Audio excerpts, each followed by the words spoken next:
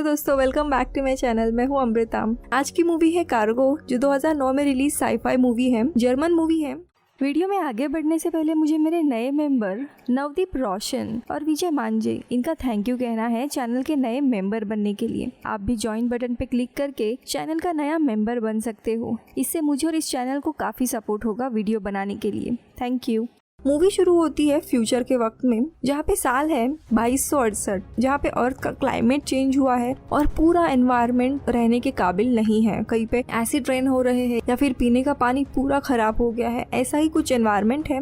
और हमारी इस अर्थ की पूरी पॉपुलेशन एक स्पेस स्टेशन में मूव कर दी गई है, जो पृथ्वी के ही ऑर्बिट पे घूम रहा है और काफी ओवर क्राउडेड है। वहीं पे हम लॉरा पोर्टमैन को देखते हैं, जो कि एक डॉक्टर है। हम इस स्पेस स्टेशन पे एक एडवर्टाइजमेंट देखते हैं रिया प्लैनेट की। दरअसल ये दूसरी अर्थ रहती है, जहाँ पे कई सारे अमीर लोग ऑलरेडी जाके बस गए थे। लॉरा का भी सपना यही था, क्योंकि लॉरा की बहन और उसकी फैमिली ऑलरेडी रिया प्लैनेट पे मूव हो गई थी। लेकिन प्रॉब्लम ये था कि वहाँ जाने के लिए काफी पैसे लगने वाले थे, जो कि लॉरा के पास नहीं थे। पैसे इकट्ठा करने के लिए वो आज कूपर एंटरप्राइज, जो स्पेस मिशन कंपनी है, उसके कार्गो शिप कैसेंड्रा में क्रू डॉक्टर का जॉब करेगी। और ये जर्नी अगले आने वाले 8 साल की है। इसे अच्छे खासे पैसे मिलेंगे, जिससे ये रिया का वीजा ले सकती है और वहाँ पे मूव होगी। कैसेंड्रा काफी पुराना और भूतिया शिप है, जहाँ पे हम कैप्टन लैक्रॉस और लिंडबर्ग को देखते हैं। उसके अलावा योशिडा जो टेक्नीशियन रहती है और 2 इंजीनियर प्रोकॉफ और वेस्पुकी, और अभी डॉक्टर लॉरा शामिल हुई थी।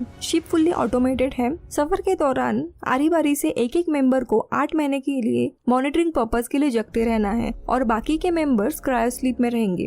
और तभी कैप्टन लोगों को एक वीडियो दिखाते हैं। कई सालों से स्पेस में या फिर अलग अलग शिप्स में एक टेररिस्ट ग्रुप हमले कर रहा था, इसीलिए हर एक शिप में गवर्नमेंट ने सिक्योरिटी पर्सन अलॉट किया था। इस शिप में भी सैमुअल डेकर नाम का सिक्योरिटी पर्सन असाइन होता है। इनको कहा गया था कि इस शिप में कुछ कंस्ट्रक्शन का सामान है और ये सारा सामान मेन कार्गो में रखा गया है, लेकिन उस कार्गो एरिया में जाने से किसी को भी मना था और इनका फिर सफर शुरू होता है। ऑलमोस्ट 3 साल के बाद लॉरा का समय आता है और वो अवेक होके पूरे सिस्टम को मॉनिटर करने लगती है। अक्सर वो अपनी बहन एना, जो कि रिया में रह रही थी, उसको वीडियो मैसेज सेंड करती थी। दोस्तों, ये मैसेज रिया तक पहुंचने के लिए कुछ महीने लग जाते थे और उसका रिप्लाई आने के लिए वापस कुछ महीने। दोस्तों, ये पूरा शिप थोड़ा डिप्रेसिंग ही था, इसीलिए सफर के दौरान वो काफी परेशान रहने लगती है। और ऐसे ही एक दिन जब वो मॉनिटर कर रही थी, तब उसे अचानक से कार्गो में कुछ अजीब आवाजें सुनाई देती है। जहाँ पे वो कार्गो की मेन जगह रहती है, रिस्ट्रिक्टेड एरिया, वो वहाँ पे जाती है। और दोस्तों, उसे अचानक से कोई दरवाजे पे ही अंदर से डरावनी चीज दिखाई देती है। वो जाके इस चीज को रिपोर्ट ही करने वाली थी, लेकिन तभी वहाँ पे डेकर आ जाता है। वो अपने क्रायो स्लीप से उठ गया था। अब प्रोटोकॉल के अनुसार लॉरा कैप्टन को जगाती है और फिर वो लोग इस रिस्ट्रिक्टेड एरिया में चले जाते हैं। इस एरिया में काफी ठंड रहती है। कार्गो के जो कंटेनर रहते हैं, वो एरिया काफी बड़ा होता है। इस समय कैप्टन जो ऊपर के फ्लोर पे थे, वो अचानक से नीचे गिर के गुजर जाते हैं। अब इस हादसे के बाद सारे मेंबर्स को जगाया जाता है और लिंडबर्ग इनकी हेड बनती है और वो सबको टास्क असाइन करती है। जैसे डेकर को ये सिक्योरिटी थ्रेट चेक करने के लिए कहती है, लॉरा को पोस्टमार्टम करके डेथ का रीजन ढूंढने के लिए कहती है, और जो 2 इंजीनियर्स थे, उनको जो मेन डोर रहता है वो फंस गया था, उसे रिपेयर करने के लिए कहा जाता है। लॉरा फिर बॉडी का इन्वेस्टिगेशन करती है और उसे उनके ऑप्टिकल नर्व में एक इम्प्लांट दिखता है, जिसे एक्सेस करके उसे पता लगता है कि ये रिस्ट्रिक्टेड एरिया में गए थे और वहाँ पे बायो हैजर्ड लिखा हुआ था, जो कि काफी अजीब था, क्योंकि इनके अकॉर्डिंग सिर्फ कुछ कंस्ट्रक्शन का सामान ये शिप लेके जा रही है। वहाँ पे थोड़ी देर के बाद डेकर आता है और वो उसे ये चीज बताती है और वो उसे ये बात अभी के लिए सीक्रेट रखने के लिए कहता है कि शायद कुछ गड़बड़ हो सकती है, हमें खुद इन्वेस्टिगेट करना चाहिए। और फिर वे लोग सीक्रेटली कैप्टन लैक्रॉस का एक्सेस कार्ड रहता है, वो लेके रेस्ट्रिक्टेड एरिया में चले जाते हैं देखने के लिए। और दोस्तों, वहाँ पे उन्हें कई सारे कूलिंग कंटेनर दिखाई देते हैं, जिनमें इंसानों के शरीर रखे हुए थे। इनमें से लॉरा एक कंटेनर बाहर निकालती है, जिसमें एक छोटी लड़की थी। लोग मिलकर इस कंटेनर को मेन ऑफिस में लाते हैं और कैप्टन को दिखाते हैं। वेल, कैप्टन क्लियरली सरप्राइज होने का नाटक करती है, जिसे डेकर और लॉरा पकड़ लेती है और वो लॉरा को सीधा कह देती कि इस कंटेनर को वापस जैसा है वैसा रखा जाए, हमें इस शिप में क्या है इसका लेना देना नहीं है, मिशन से हटना नहीं है। दोस्तों, इनको तो अभी ये बात पता चल गई थी कि इन कार्गो में कोई कंस्ट्रक्शन का सामान नहीं है, वहाँ पे लोगों के कंटेनर हैं जिन्हें ये शिप ट्रांसपोर्ट कर रही है। लेकिन लॉरा सीक्रेटली इस लड़की को अपने लैब में लेके आती है और उसके बाद कैप्टन सीक्रेटली योशिदा को डेकर की इंफॉर्मेशन निकालने के लिए कहती है। तो दूसरी जगह लॉरा अपने लैब में उस छोटी सी लड़की को स्कैन करती है और उसे उसके दिमाग में एक चिप दिखाई देती है। लॉरा काफी कंफ्यूज माइंडसेट में थी कि एक जगह था डेकर जिसे कुछ तो पता था लेकिन वो ठीक से बता नहीं रहा था, तो दूसरी जगह पे कैप्टन थी जो इन अजीब चीजों को देख के अनदेखा कर रही थी। इसीलिए वो अपने डिवाइस से बहन को मैसेज डालती है कि ये लाइफ मुझे जरा भी पसंद नहीं आ रही है, आई कांट वेट कि मैं कभी तुम लोगों के साथ रहने आऊँ, और मैसेज सेंड करके वो अपना काम करने के लिए जाती है। लेकिन दोस्तों 20 मिनट के अंदर ही उसके बहन का रिस्पॉन्स आ जाता है, लेकिन उसकी एक बात उसके दिमाग में रह जाती है कि यार पहले तो ये मैसेज पहुंचने के लिए महीनों गुजर जाते थे, बट अभी 20 मिनट में कैसे रिप्लाई आया। दोस्तों इसका जवाब हमें मूवी में आगे पता चलता है। वो फिर डेकर के पास जाती है और पूछती कि हम एग्जैक्टली क्या कर रहे हैं और स्टेशन 42 क्या है। तो डेकर उसे जवाब देता है कि स्टेशन 42 एक निर्जन जगह है जहाँ पे कोई भी इंसान नहीं रहता। दोस्तों यहाँ पे ये दोनों भी एक दूसरे को पसंद कर रहे थे। दूसरी जगह पे योशिता को पता लगता है कि पिछले 3 से 3.5 सालों के बीच में डेकर कई बार अपने क्रायोस्लीप से उठा था और उसने कैमरे की रिकॉर्डिंग के साथ छेड़छाड़ की है। इसीलिए कैप्टन सबको बुला के उसे अरेस्ट करवाती है। जाने के टाइम पे सीक्रेटली वो लॉरा को बताता है कि ये शिप रिया प्लैनेट ही जा रही है और तुम्हें जल्द ही सारी सच्चाई पता चलेगी। हर एक चीज का इतना सारा कंफ्यूजन था, ये शिप कहाँ जा रही है, आखिरकार वो चीज क्या है जो लॉरा ने देखी थी। इसी कंफ्यूजन के चलते हुए लॉरा योशिदा को पूछती है कि क्या तुम पता कर सकती हो कि शिप का डेस्टिनेशन क्या है। तो योशिदा चेक करने के बाद उसे बताती है कि एक्चुअली इस शिप का डेस्टिनेशन जो है वो प्रोटेक्टेड रखा गया है, उसकी इन्फॉर्मेशन सिर्फ कैप्टन को ही है और हम श्योरली स्टेशन 42 नहीं बल्कि कहीं और ही जा रहे हैं। और एक इम्पोर्टेंट चीज ये थी कि जो भी डेस्टिनेशन के कोऑर्डिनेट्स है ये सफर तय करने के पहले ही डाले जाते हैं। सफर के दौरान हम चाहे तो भी डेस्टिनेशन बदल नहीं सकते। यानी यहाँ पे दोनों भी जो कैप्टन थे, जो पहला गुजर गया और दूसरा ये लेडी, दोनों भी मिले हुए थे और कुछ तो गड़बड़ चल रही थी। लोगों से डेस्टिनेशन छुपाया जा रहा था और ये शिप क्या कैरी कर रही है ये भी किसी को पता नहीं था। आगे योशिदा सिस्टम को हैक करके डेस्टिनेशन ढूंढने के लिए जाती है।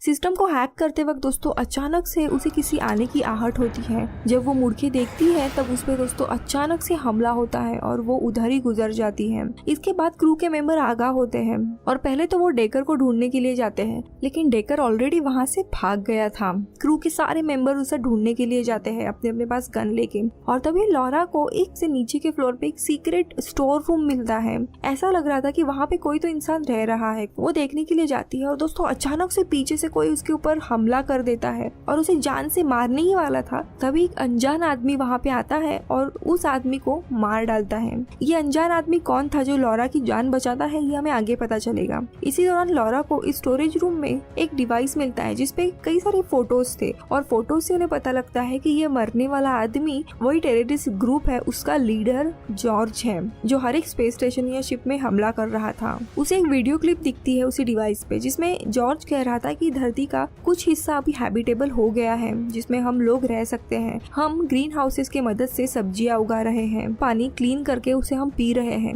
लेकिन अर्थ धीरे धीरे हैबिटेबल प्लैनेट वापस बन रहा है। लोग वापस यहाँ पे आके रह सकते हैं। और इसी वीडियो क्लिप में उसे जॉर्ज के साथ डेकर भी दिखाई देता है, यानी डेकर उसके साथ मिला हुआ था। यहाँ पे डेकर पकड़ा जाता है और उससे टेररिस्ट लीडर जॉर्ज के बारे में इंफॉर्मेशन निकाली जाती है। और दोस्तों इधर मूवी का प्लॉट रिवील होता है। जॉर्ज दरअसल टेररिस्ट नहीं था, वो अपने अटैक के जरिए लोगों का ध्यान अपने पास खींचना चाहता था और सच्चाई बताने की कोशिश कर रहा था कि हमारी अर्थ वापस एक हैबिटेबल प्लैनेट बन गई है जहाँ पे ये सारे लोग वापस रहने के लिए जा सकते हैं और खेती करके सारी चीजें सही हो सकती है। लेकिन गवर्नमेंट और बाकी स्पेस एजेंसी ये नहीं चाहती थी कि लोग वापस अर्थ पे जाए, क्योंकि फिर लोग रिया इस प्लैनेट पे नहीं जाएंगे, वो वापस पृथ्वी पे बसने चले जाएंगे, जिससे गवर्नमेंट और इन बाकी एजेंसीज को ढेरों पैसा नहीं मिल पाएगा। दूसरा एक और इम्पोर्टेंट प्लॉट यहाँ पे दोस्तों रिवील करता है कि रिया नाम का प्लैनेट जो है वो हैबिटेबल प्लैनेट ही नहीं है। जो लोग भी वहाँ पे गए हैं वो दरअसल एक वर्चुअल रियलिटी में जी रहे हैं, उन्हें गुमराह किया जा रहा है। जो इस शिप के कार्गो में इनफैक्ट लोग हैं उन्हें भी इसी वर्चुअल रियलिटी में भेजा जा रहा है। रिया प्लैनेट के पास ही स्टेशन 42 नाम का वर्चुअल रियलिटी का सिस्टम है और इसी से सारे कंटेनर कनेक्ट होते हैं और जितने भी लोगों को रिया प्लैनेट के नाम पे भेजा जाता है वो दरअसल साल इस वर्चुअल रियलिटी में जाते हैं। ये सफर तय करने से पहले लोगों के दिमाग में एक न्यूरल इम्प्लांट डाला जाता है, जैसे उस लड़की के दिमाग में डाला था, ताकि इस फेक रियलिटी को उनका दिमाग सच समझ बैठे। यानी दोस्तों, जैसे मैट्रिक्स में बताया गया था कि सारे लोग एक वर्चुअल रियलिटी में जी रहे हैं, एक सिस्टम है, वैसे ही लोगों को गुमराह करके एक प्लैनेट के नाम पे उन्हें एक वर्चुअल रियलिटी में डाला जा रहा था, जहाँ पे उनका दिमाग उनके सपने को सच समझ बैठता है। और वो आगे बताता है कि यही बात जॉर्ज को भी पता चल गई थी, इसीलिए वो कई बार शिप द्वारा ट्रैवल करता था ताकि गवर्नमेंट की इस सच्चाई को दुनिया के सामने ला सके। लेकिन वो कभी भी इस बात को प्रूव नहीं कर पाया और गवर्नमेंट ने उसे टेररिस्ट ऐलान कर दिया। इस शिप में भी वो उसी कारण से आया था कि उसे कुछ प्रूफ मिल सके, लेकिन इतने साल अकेले रहने के कारण वो धीरे धीरे क्रेजी होता गया और उसी ने कैप्टन को मार डाला। लेकिन उसने योशिडा को नहीं मारा है। मैंने जब स्टोर रूम में देखा कि वो लॉरा को मार रहा है, तब मैंने लॉरा की जान बचाने के लिए उसे मार डाला। रेस्ट्रिक्टेड एरिया में जिसे लॉरा ने देखा था, वो भयानक सा साया, वो भी यही था। लेकिन उसके इस बात को कैप्टन झूठ कहती है एंड वो 2 इंजीनियर्स द्वारा उसे वापस अरेस्ट करवाती है और क्रायो स्लीप में डालती है। लेकिन दोस्तों, ये सच्चाई सुनने के बाद लॉरा के पैरों तले जमीन खिसक जाती है। यानी इतने सालों से जो वो अपने बहन के साथ कम्युनिकेट कर रही थी, कन्वर्सेशन कर रही थी, वो सब कुछ झूठ था। वो अभी भी क्रायो स्लीप में है। ये जानने के बाद उसे काफी रोना आता है। और यहाँ पे दूसरी तरफ एक कैप्टन थी जो ऐसे प्रिटेंड कर रही थी कि कुछ हुआ ही नहीं, इसीलिए उसे उस पे शक आने लगता है और लॉरा उसे बंदूक के नोक पे पकड़ती है। और दोस्तों, तभी दूसरा प्लॉट रिवील होता है। कैप्टन उसे सारी सच्चाई बताती है। वो कहती है कि रिया प्लैनेट पे गवर्नमेंट एंड स्पेस एजेंसी ने कॉलोनी बनाने का सोचा था, लेकिन वो मिशन कंप्लीट फेलियर हुआ। वहाँ उस प्लैनेट पे कोई भी रह नहीं सकता। लेकिन गवर्नमेंट ने लोगों से काफी पैसे लिए थे, इसलिए लोगों को वापस लाने के बजाय उन्होंने फैसला किया कि वो सारे लोगों को स्लीप में ही रहने देंगे। इनके दिमाग में न्यूरल चिप भी डाली जाएगी, जिससे इन्हें लगेगा कि वो रिया प्लैनेट पे ही है। फिर उन्हें स्टेशन 42 में लाया जाता है, जहाँ पे वर्चुअल रियलिटी का प्रोग्राम है, और उनके कंटेनर को सिस्टम से जोड़ देते हैं, जिससे लोगों को लगता है कि उन्होंने रिया प्लैनेट पे लैंड किया है और उनका एक अच्छा खासा घर है, सुंदर सा माहौल है। गवर्नमेंट के पास और कोई भी रास्ता नहीं था, इसीलिए उन्हें झूठ मेंटेन करना पड़ा, ताकि जो भी मेन स्पेस स्टेशन पे जो लोग हैं उन्हें एक आशा बनी रहे कि एक प्लैनेट है जहाँ पे वो भी जा सकते हैं। वर्चुअल रियलिटी में जो भी लोग हैं वो मैसेज सेंड या रिसीव कर सकते हैं। उसके लिए एक कम्युनिकेशन सिस्टम भी बनाया गया है। ये सुनने के बाद तो दोस्तों लॉरा भड़क जाती है कि ये सब कुछ झूठ था, और उसे रियलाइज होता है कि जो मैसेज पहले महीने लग जाते थे सेंड होने के लिए, वो अभी सिर्फ 20 मिनट में रिसीव हुआ, क्योंकि ये शिप स्टेशन 42 के नजदीक पहुंचने वाला है। इसीलिए ये सिग्नल काफी जल्दी ट्रांसमिट हुआ और उसका रिस्पॉन्स भी बहुत ही जल्दी आया।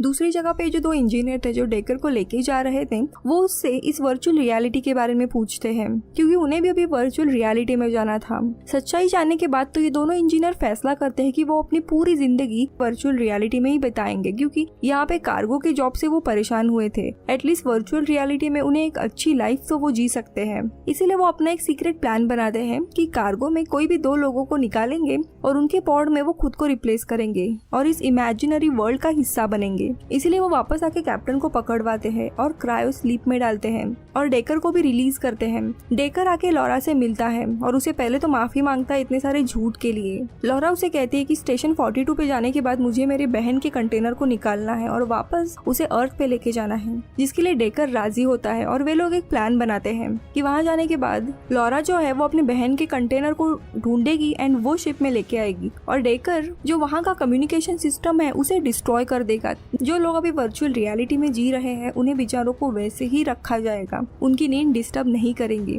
लेकिन कम्युनिकेशन सिस्टम ना होने की वजह से कोई भी मैसेज सेंड या रिसीव नहीं कर पाएगा और गवर्नमेंट की ये सच्चाई लोगों के सामने आएगी। और एज प्लान ये लोग वेट करते हैं इस शिप को स्टेशन 42 पे जाने तक। कुछ दिन के बाद ये शिप फुल्ली ऑटोमेटिक स्टेशन 42 पे पहुंच जाती है। अब यहाँ पे दोनों भी स्पेस सूट पहनते हैं। इनके पास एग्जैक्टली 27 मिनट रहते हैं। तब तक ये पूरा शिप जिन लोगों को लाया है वो अनलोड करेगी, इस सिस्टम से कनेक्ट करेगी और वापस 27 मिनट के बाद पृथ्वी के लिए लौट जाएगी। लॉरा और डेकर दोनों भी स्पेस सूट पहनते हैं और अपने मिशन के लिए निकलने ही वाले होते हैं। लेकिन तभी वहाँ पे जो छोटी बच्ची रहती है जो लॉरा के लैब में थी, वो स्लीप वॉक करके वहाँ पे आ जाती है। तो लॉरा अपना मिशन रोक के उस लड़की को कोट में रैप करके अपने जगह पे रख के आती है। तब तक डेकर निकल जाता है अपना काम करने के लिए। वहाँ पहुँचने के बाद वो कम्युनिकेशन सिस्टम को एक्सप्लोजिव अटैच करता है एक टाइमर लगा के। वहाँ से फिर वो स्टेशन 42 के मेन सर्वर पे जाता है और वहाँ से उसके बहन का कंटेनर लोकेट करता है। वो उस लोकेशन पे चला जाता है और कंटेनर को निकालता है, लेकिन दोस्तों अनफॉर्चुनेटली उसका शरीर पूरा डिकम्पोज होने लगा था। शायद काफी समय से वैसे स्थिति में रहने के वजह से उसका शरीर धीरे धीरे खराब होने लगा था। इसी के कारण उसको निकालने पर भी कोई फायदा नहीं था, शायद वो जिंदा भी नहीं बचती। सबसे बेटर ऑप्शन यही था कि वो जैसे वर्चुअल रियलिटी में जी रही है वैसे ही जिए, क्योंकि उसके पास ज्यादा समय नहीं था। एक बार उसका शरीर पूरी तरीके से काम करना बंद हो जाए वो वर्चुअल रियलिटी में भी गुजर जाएगी। तो यहाँ पे दोस्तों जो 2 इंजीनियर रहते हैं वो मेन कार्गो में जाने के लिए कैप्टन लिंडबर्ग का एक्सेस कार्ड लेते हैं, लेकिन ये एक्सेस कार्ड लेते वक्त उसके कंटेनर को पूरा इन्फेक्ट कर देते हैं, जिससे लिंडबर्ग को क्रायोस्लीप से उठाने के सिग्नल मिलते हैं। इसी दौरान ये लोग शिप का जो वेटिंग टाइम रहता है उसको भी 27 मिनट से 10 मिनट तक रिड्यूस कर देते हैं, ताकि लॉरा और डेकर को पता न लगे कि ये लोग भी वर्चुअल रियलिटी में जा रहे हैं। यहाँ पे लॉरा लड़की को रैप करती है और वो भी अपना स्पेस सूट पहन के बाहर निकल जाती है स्पेस में। वहाँ पे पहुँचने के बाद डेकर उसे उसके बहन की सच्चाई बताता है कि उसका शरीर बियॉन्ड रिपेयर है। फिर वो लॉरा को खुद वर्चुअल रियलिटी में जाने के लिए कहता है ताकि वो अपने बहन से आखिरी बार मिले। लॉरा अग्री करती है। उसके बाद फिर डेरेक उसके बहन जिस वर्चुअल रियलिटी में है उसके आईडी को ढूंढ के लॉरा को भी उसी रियलिटी में भेजने का प्रोग्राम अपडेट करता है। सब कुछ कनेक्ट हो जाता है और लॉरा कुछ ही सेकंड में उस वर्चुअल रियलिटी में पहुंच जाती है। जब वो वहाँ पे पहुंचती है दोस्तों तब वहाँ पे पतझड़ का मौसम था। हर जगह खूबसूरत लाल रंग के पत्ते गिरे हुए थे, काफी सुंदर नजारा था। इन सारे पेड़ पौधों को वो टच करती है और उसे लगता है कि ये कितने रियल है, ये सब कुछ सच ही लग रहा है। सामने उसे उसके बहन का घर मिलता है। वो वहाँ पे दौड़ते हुए जाती है और वहीं पे उसकी बहन रहती है जिसे वो अपने गले से लगाती है और उसे देख के काफी रोने लगती है, लेकिन उसके पास ज्यादा समय नहीं था। बहन को वो फिर वापस गुड बाय कहती है एंड वहाँ से निकल जाती है। और निकलने के वक्त दोस्तों वो डिवाइस लेती है जिसके थ्रू उसकी बहन कम्युनिकेट करती थी और वो मेन स्टेशन जो सेंट्रलाइज्ड पृथ्वी के ऑर्बिट पे स्टेशन था वहाँ पे एक मैसेज सेंड करती है और गवर्नमेंट का पर्दा फाश करती है। ये सब कुछ एक कंप्यूटर प्रोग्राम है। गवर्नमेंट हम सबको फंसा रहा है, लेकिन डरने की जरूरत नहीं है क्योंकि हमारी अर्थ एक हैबिटेबल प्लैनेट बन रहा है जिसपे हम सारे लोग वापस जा सकते हैं। ये उसका आखिरी मैसेज रहता है जो वो सेंड करती है। यहाँ पे बाहर लॉरा का फ्यूल खत्म हो रहा था, इसीलिए डेकर अपना फ्यूल टैंक निकाल के लॉरा के स्पेस सूट में डालता है और थोड़ी देर के बाद उसे रियलिटी से बाहर निकालता है। अब यहाँ पे दोस्तों काफी कम समय बचा था उनके पास। दूसरी जगह पे शिप ऑलरेडी शुरू हो गई थी और फिर वो लॉरा को बताता है कि आगे का जो भी मिशन है वो तुम्हें अकेले ही करना होगा, क्योंकि मैंने अपना फ्यूल टैंक तुम्हारे स्पेस सूट में डाला है। तुम्हें उस लड़की को बचाना है क्योंकि वही एक प्रूफ है जिससे हम साबित कर सकते हैं कि गवर्नमेंट झूठी है। लॉरा ये सब कुछ सुन के काफी रोने लगती है कि डेकर अभी उसके साथ नहीं आएगा और वो तैयार नहीं होती उसे अकेले वहीं पे छोड़ने के लिए। लेकिन तभी दोस्तों इंजन का इग्निशन इतने जोरों से आता है कि ये दोनों भी स्पेस में ड्रिफ्ट होने लगते हैं और उसी चक्कर में डेकर का हाथ उसके हाथ से छूट जाता है। लॉरा रोते हुए वापस शिप में कैसे तैसे आ जाती है और बेचारा डेकर वहीं पे अपना सैक्रिफाइस देके इन 2 लड़कियों को बचाता है। यहाँ पे लिंडबर्ग को सिग्नल मिलने के कारण वो डीप स्लीप से उठ जाती है और जैसे ही उसे लॉरा दिखती है वापस आई हुई उसके ऊपर वो हमला करती है, लेकिन लॉरा काफी स्मार्टली उसे डीप स्पेस में ड्रिफ्ट कर देती है। उसके बाद उसे वो छोटी बच्ची मिलती है उनके मेन कंपार्टमेंट में और ये शिप वापस अर्थ पे जाने के लिए रवाना हो जाता है। कुछ महीनों के बाद हम देखते हैं स्टेशन पे लोगों को वो मैसेज मिला है लॉरा ने भेजा था और सारे लोग सरप्राइज हो जाते हैं कि अभी तक जिस चीज को वो लोग सच मान रहे थे वो दरअसल झूठ है और धीरे धीरे रेवोल्यूशन शुरू होने लगते हैं गवर्नमेंट के खिलाफ। और दोस्तों मूवी यहीं पे खत्म हो जाती है। फिर दोस्तों आपको कैसा लगा ये एक्सप्लेनेशन ये मुझे कमेंट सेक्शन में बताइए। मैं मिलूंगी आपसे अगले